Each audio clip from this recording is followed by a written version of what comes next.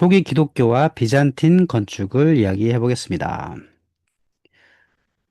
4세기에 로마가 점차 쇠퇴를 해가죠.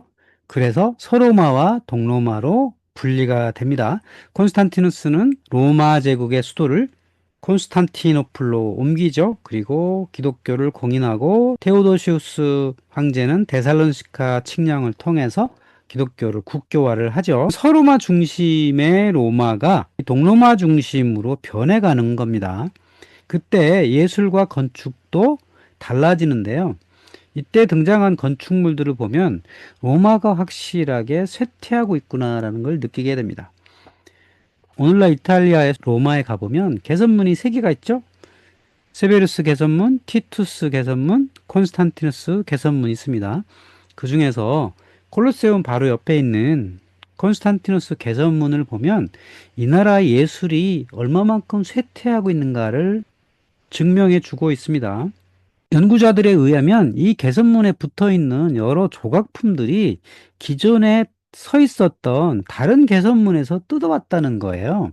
그러니까 콘스탄티누스가 자신의 개선문을 세우면서 온전하게 작가들한테 돈을 주고 개선문을 세운 게 아니라 뼈대만 자기 돈으로 내고 나머지 조각품들은 지금은 물론 사라졌지만 옆에 있었던 다른 영웅들의 개선문에서 뜯어왔다는 겁니다. 여기를 하나씩 뜯어보면 녹색으로 되어 있는 사람 형상, 이 조각품 이거는 트라이아누스에서 가져왔고요. 노란색, 이쪽에 있죠? 동그란 모양의 노란색은 하드리아누스 거에서 가져왔고, 연초록색 위에 있죠? 사각형으로 된 여기는 마르쿠스 아우렐리우스 거에서 가져왔고, 그리고 분홍색, 요거는 콘스탄티누스 거에 자체에서 만든 거다. 그런데 이들을 비교해 보면 트라이아누스나 하드리아누스 거는 상당히 섬세하고 예술적 수준이 높은 데 비해서 콘스탄티누스 쪽의 디자인은 굉장히 허접하다는 거죠. 돈을 적게 들인 티가 난다. 그만큼 지금 로마가 어려워지고 있다라는 것들을 보여주겠다는 겁니다. 예술 수준이 후퇴했다는 거죠. 이렇게 하드리아누스 때의 둥근 원판에 있는 조각품과 콘스탄티누스 때 조각품이 수준 차이가 많이 난다. 이거를 알 수가 있다는 거예요. 지금 로마라고 하는 나라가 점차 어려워지는 상황으로 접어들고 있었다라는 걸 알 수가 있죠. 또한 이스탄불에 가보면 예레바탄 사라이라고 하는 지하 저수조가 있잖아요. 거길 들어가 보신 분은 물론 아무 상관 없는 분도 계시겠지만 저도 거길 들어가 봤더니 기둥을 좀 자세히 봤어요. 근데 기둥의 이 주도 양식이 다 달라요. 여기 보면 코린토스 양식도 있고 도리스식도 있고 뭐 기둥의 모양도 다르고 다 달라요. 그러면 이게 뭘 얘기하는 거냐면 이 에르바탄 사라이를 위해서 기둥을 제작한 게 아니라는 거죠. 그러니까 주변에 있었던 여러 신전에서 기둥을 뜯어다가 적당한 높이로 만들었다는 걸 알 수가 있죠. 주변의 신전이나 궁전 같은 데서 기둥을 뜯어올 만큼 나라 형편이 그렇게 좋지는 않았다. 그리고 예술이라는 것에 대한 어떤 자존심? 이런 것도 없어지는 시대가 되었다라고 할 수가 있겠죠. 교회라는 게 이때부터 부를 중대하기 시작하는데요. 그 계기는 밀라노 칙령에 있었습니다. 우리가 밀라노 칙령하면 기독교를 공인한 아주 중요한 사건으로 알고 있잖아요. 서기 312년에 있었던 일인데 이 밀라노 칙령의 가장 중요한 것은 경매에 붙여진 교회 재산을 사들여 소유하고 있는 자에게는 그것을 반환할 때 국가로부터 정당한 값으로 보상이 이루어진다는 것도 여기에 명기한다. 그러니까 밀라노 칙령의 중요한 것은 교회 재산 보유의 정당성이고요. 그리고 사제 계급이 이때부터 면세가 되었다는 거죠. 중세 시대에는 교회가 점차 부를 쌓아 나가거든요. 그 부를 쌓으려면 교회가 또는 수도원이 정상적으로 부를 일궈야 되고 사람들이 많은 기부가 있어야 되고 사제 계급이 면세가 되어야 한다는 겁니다. 이때부터 기부 문화가 생겨나기 시작합니다. 기부가 생기면서 교회가 점차 부자가 되는 거죠. 기부 문화의 첫 시작은 콘스탄티누스로부터였습니다.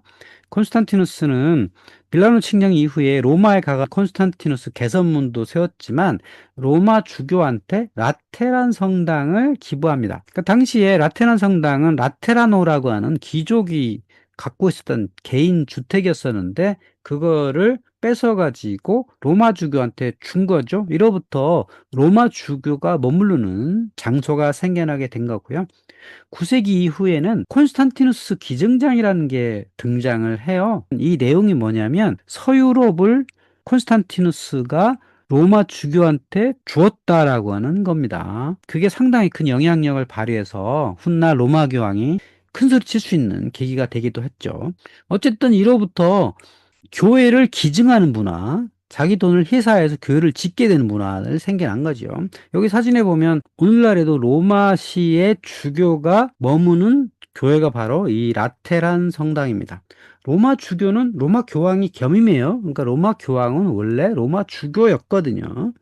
로마시의 세속적 권력을 갖고 있는 로마 주교였다가 이제 전 세계의 주교들을 다스리는 위치가 된 거죠. 이 라테란 성당으로부터 이 중세 시대의 교회가 이어지게 된다라고 볼 수가 있겠죠. 서기 312년에 밀라노 칙령, 324년에 니케아 공의회를 통해서 점차 기독교가 로마 제국 내에서 영향력을 발휘하고 있었는데, 자, 문제는 사람들이 모여서 집회를 할 만한 공간이 필요했다는 거죠. 그 전까지는 에클레시아라고 하는 모임이 있었는데 개인 집에서 열렸어요. 그러니까 특정 사람의 집에서 주로 열렸는데 공개적으로 모임을 할 수가 없었겠죠. 근데 이제 로마가 기독교를 국교화로 삼고 이런 상황이니까 이제 공공적으로 집회를 할 수 있는 공간이 필요하죠. 그래서 예배당이 이제 필요합니다. 예배당을 지어야 될 거 아니에요. 근데 짓는 것도 돈이 필요하잖아요. 그러니까 공간 있는 데가 어디냐 찾아봤더니 기존에 있는 신전이더라는 거지. 신전이 보통 도시의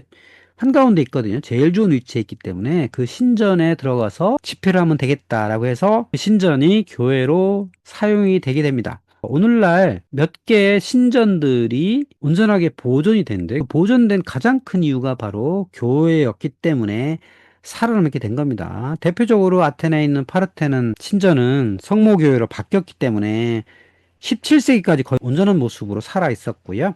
시칠리아의 아그리젠토에 있는 콘코르디아 신전도 교회가 되었었고요. 지금도 교회로 사용되는 대표적인 신전은 로마에 있는 판테온이죠. 산타마리아 로툰다 교회로 7세기부터 교회로 사용되어서 지금까지도 현역으로 활약할 수 있었던 거죠. 근데 문제는 이 기존 신전은 내부 공간이 없어가지고 교회를 사용하기에는 적합하지 않았습니다.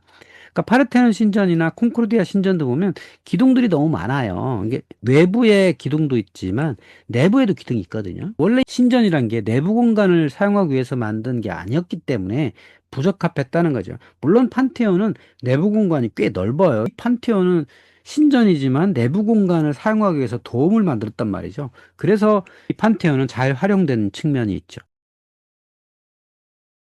신전은 내부 공간이 적합지 않다. 그러면 판테온하고 비슷한 이런 돔 구조를 가진 신전들은 교회로 사용될 수 있겠다라는 생각이 들 거 아니에요. 그래서 판테온 같은 신전이나 무덤 같은 것들이 교회로 사용되기 시작합니다. 콘스탄티누스 1세의 딸 콘스탄자의 무덤이 처음 이제 교회로 사용되기 시작합니다. 콘스탄자 무덤교회 보면 여기도 판테온처럼 돔 구조를 갖고 있잖아요. 그러니까 내부에 상당히 넓은 공간이 있기 때문에 사람들이 모여서 주일날 집회를 할 수가 있었던 거죠. 특히 밀라노가 4세기 정치와 종교의 중심지였어요. 물론 서로만 아직 멸망을 하지 않았지만 서로마의 수도였던 로마는 이미 수도로서 기능을 잃은 지가 오래됐어요. 그러니까 3세기에 이미 로마는 수도가 아니었거든요. 그래서 밀라노나 여러 도시들이 수도 역할을 했는데 그 중에 하나가 밀라노였다는 거죠. 서기 374년 암브로시우스가 밀라노의 주교가 되면서부터 이곳이 정치와 종교의 중심지가 됐고요. 그러면서 4세기에 성 나자로, 성 침플리치아노, 성 조반니인 콘차, 성 테클라, 산 로렌초 등의 5개 교회가 이제 건축이 됩니다. 근데 이 건축의 특징은 벽돌식으로 서 있는 요게 4세기에 지어진 거겠죠. 뒤에 있는 것들은 나중에는 르네상스 이후에 개축된 거고요. 여기 보면 다 둥그런 형태의 판테온과 같은 이 콘스탄자의 무덤을 그대로 가져오면서 이어서 일부 사각형을 돌출된 형태로 개조를 해가지고 이렇게 산 로렌초 교회가 만들어지죠. 판테온과 아주 유사하죠. 뒤에 도움이 있고 앞에는 포르티코라고 하는 입구가 이렇게 있는 모습으로 이때부터 교회가 만들어지기 시작한 겁니다. 그러다가 어떤 게 보이냐면 바실리카가 보이죠. 바실리카는 로마 시대 영웅들이 집회 공간 또는 시장으로 만들기 위해서 지어졌던 그런 곳이에요. 이 바실리카가 확실하게 내부 공간이 있잖아요. 그리고 천장은 목재로 이렇게 만들고 기둥이 있죠. 그리고 공간이 세 개가 나와요. 중앙 공간이 있고 양쪽에 공간이 나오죠. 그러니까 이게 바로 교회로 쓰기에 가장 좋은 공간이었다는 거죠. 그래서 이때부터 바실리카 교회가 생겨나기 시작합니다. 보이는 방향, 뒤편이 서쪽이니까 사람들이 이쪽 들어오고 저 안쪽에는 반원형 앱스 공간이 있어가지고 여기를 교회 제대로 삼는 이런 형식의 바실리카 교회가 이때부터 등장을 합니다. 바실리카 교회 평면을 보면 이렇습니다. 가운데가 신랑이 있고요. 양쪽에 측랑이죠. 그러니까 서쪽에 광장이 있고요. 광장에 들어오면 아트리움, 중정 이렇게 있죠. 입구, 포르티코라서 할 수 있고요. 아트리움이 있고 아트리움에서 이제 문이 세 개고 들어가면 중앙에 신랑이 있고 측랑이 양쪽에 있고 기도실이 있고 그다음 반원형 앱스가 있다. 바실리카 평면의 교회는 동쪽은 시내 공간, 서쪽은 광장 이렇게 해가지고 고대 신전의 모습을 그대로 닮아 있는 형태로 가져가게 된 거죠. 자, 바실리카 평면에 이제 교회를 보시면 지금까지도 살아있는 교회예요. 로마에 있는 성 사비나 교회인데 기둥이 있죠. 기둥은 지금 코린토스식 기둥이 이렇게 있고요. 아치가 쭉 달려 있죠. 그리고 바깥에 콘크리트와 벽돌로 만든 벽이 있고요. 안쪽에는 동쪽이죠. 동쪽에는 반원형 앱스가 있는 전형적인 바실리카식 교회라고 볼 수가 있겠죠. 이거는 4세기, 5세기, 6세기에 유행했던 로마 바실리카식 교회입니다. 원래 로마에서 쓰던 바실리카일 수도 있고 성 사비나 같은 경우 그런 경우죠. 아니면 이런 형태로 개축을 할 수도 있고요. 천정은 목재였기 때문에 목재 천정은 불이 날 수 있죠. 근데 불이 나면 석재는 남잖아요. 위에만 재건축을 해가지고 사용하는 경우도 있고요. 476년에 소로마가 멸망할 당시의 수도가 라벤나였어요. 그리고 멸망을 했어도 라벤나는 롬바르드한테 침략을 당하지 않았거든요. 이 라벤나는 계속 유지를 하면서 동로마의 서로마 총독부가 여기 있었어요. 여기는 전쟁에 참상을 겪지 않았거든요. 그래서 이 라벤나에 있었던 여러 건축물들이 지금까지도 전해지게 됩니다. 라벤나에 가보면 여러 무덤과 교회와 이런 것들이 남아 있거든요. 갈라 플라치디아 무덤도 있고 산 폴리나레 누오바가 있고 산 비탈레 성당이 있어요. 그 내부에 보면 이런 모자이크가 지금까지도 남아 있죠. 그러니까 동로마 제국, 즉 비잔틴 제국의 아름다운 예술이 잘 보존된 것이 이 라벤나였습니다. 이 라벤나는 지금은 이렇게 해안선이 깨끗하잖아요. 근데 4세기, 5세기 때는 여기가 늪지대였어요. 그래서 이 롬바르드족, 게르만족들이 말 타고 가기에 어려운 곳이었거든요. 그러니까 방어가 상당히 좋았던 곳이어서 이곳이 보존되었던 거죠. 5세기, 6세기에 라벤나의 교회에도 보면 이제 갈라 플라치디아의 마우솔렘을 가지고 원래 무덤이었는데 그게 집회 공간을 한 거죠. 중세의 교회들의 역할이 무덤이잖아요. 오늘날에도 바티칸 성당도 그렇지만 몇몇 유명 교회들 가보면 무덤이 많거든요. 당시에 서로마 시대에 무덤을 교회를 쓰던 문화에서부터 이게 이어지고 있다라고 볼 수가 있어요. 그리스 로마 시대에는 신전을 무덤을 쓰진 않았거든요. 신전은 그냥